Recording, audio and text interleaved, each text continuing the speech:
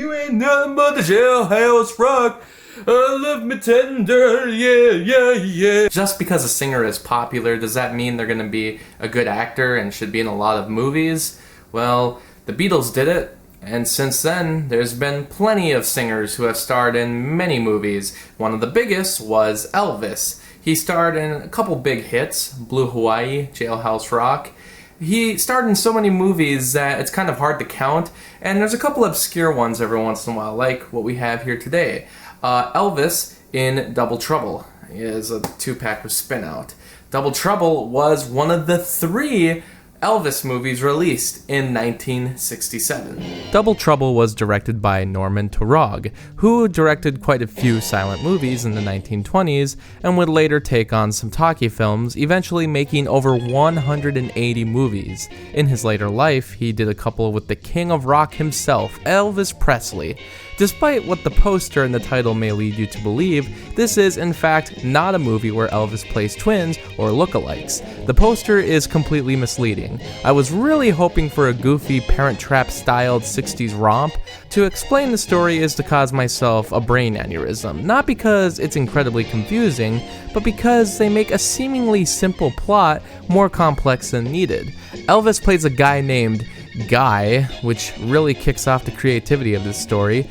He's a musician touring around Europe, but it's not really Europe, it's just some backlot in a Hollywood studio, hitting up women and singing songs that range from boring to complete shit.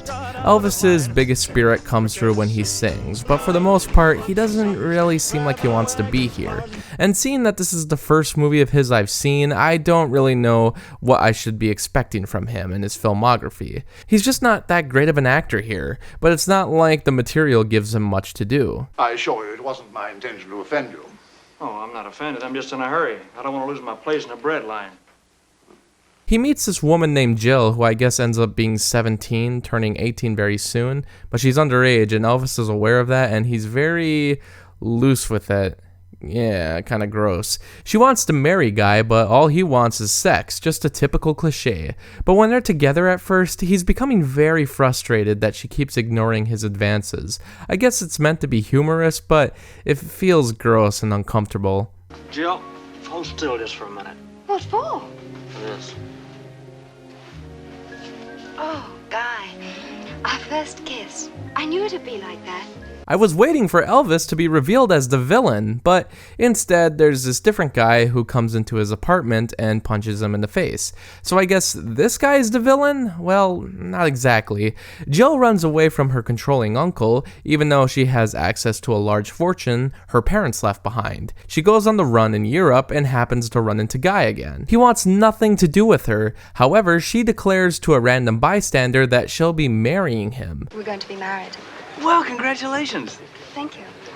However, after 2 incidents where Jill almost dies from colliding with luggage in a comedic way, Guy gets suspicious that someone is trying to kill her, which is a bit of a stretch, but whatever, I guess they needed him to stick around for some reason.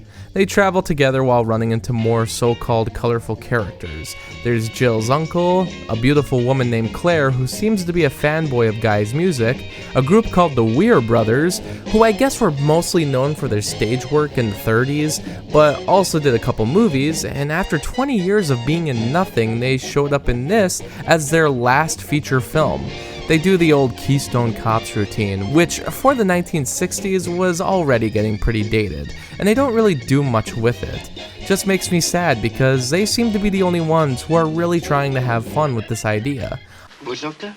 89 Parkstad Kammerpipe. 89 Parkstad. I also forgot to mention the Diamond Thieves, who use Guy's suitcase to hide the stolen goods, but they don't tell him about it, they just sneak it in there, and it's really weird, and it mostly diverts your attention from the real villain of the movie, but why would they have these completely random characters show up and do this when we have no clue what their connection to the main character is? That doesn't even mention the captain and sailor characters who are committing this insurance fraud scheme by blowing up their own ship. This all leads to one of the weirdest final shots I've seen in any movie ever. Based on how the third act goes compared to the first one, you'd never guess that's how slapsticky it would get by the end. It starts out like a boring musical and ends up becoming a Looney Tunes short. Don't worry, Archie! I've got it! I've got it! You've got it, all right. Anyways, you're probably wondering about the continued plot, but that's really about it. Guy gets arrested at one point by the most laid-back cops you'll ever see. They don't seem to be concerned about apprehending Guy, so it surprises me when he feels the need to escape by crashing through a window.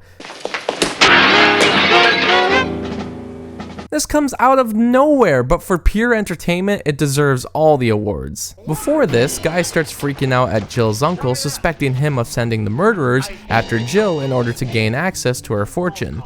But his acting is so awkward, and with none of the other characters responding, it feels like I'm watching an outtake. Then he jumps out the window, and I felt like he just did that to finally escape this bad movie. Jill almost gets murdered, but Guy comes to save the day. This is when Elvis gets to show off some of his karate moves, and he pushes the culprit down a well, killing him.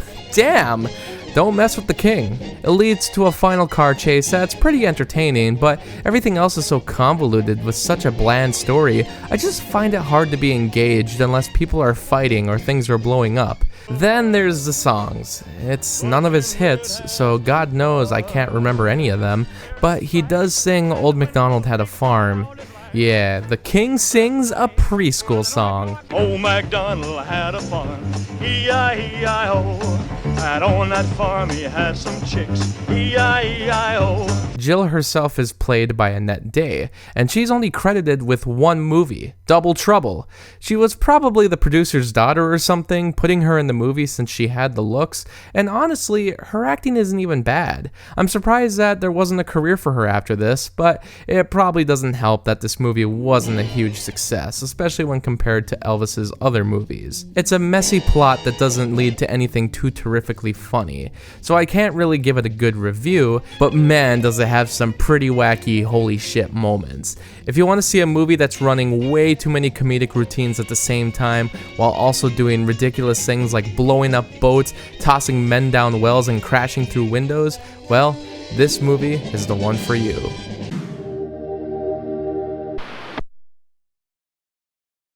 Thanks to Movie Johnson for this Patreon request, and thanks to all my Patreon supporters. For only $7, you can get your own monthly movie review. Ask me to review anything I haven't already. There's also other perks like blogs, exclusive videos, and early access. You can also follow me on Facebook, Twitter, and Instagram. And thanks so much for watching this video.